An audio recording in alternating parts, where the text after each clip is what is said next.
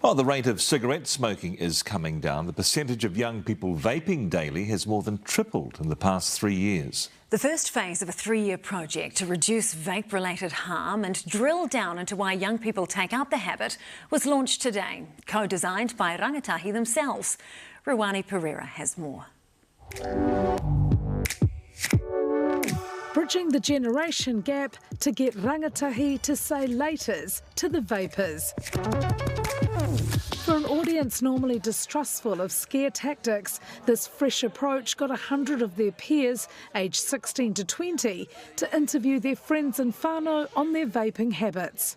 It's so cool to see community champions such as all of the rangatahi that have stood up and actually said, we want to be a part of this kaupapa, we want to support our peers and we want to support our whānau. If you have that conversation about it, it'll have a positive one too, so it can lead to why are you having stress? Why is, the anxiety? The study, funded by Te Whataora, found that more than half of daily vapers turn to the habit as a coping mechanism. I feel like the stress and anxiety was a symptom of having been exposed to so much nicotine over such a short amount of time. The percentage of young people vaping daily has more than tripled over the past 3 years.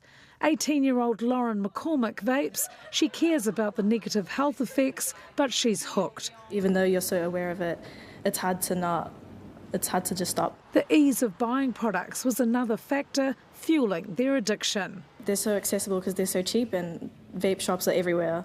So they're really not hard to get a hold of. And a lot of places don't really do ID checks as well. The survey found that what does deter vapers is smoking in front of younger friends in tamariki, with 41% not wanting their teachers to find out.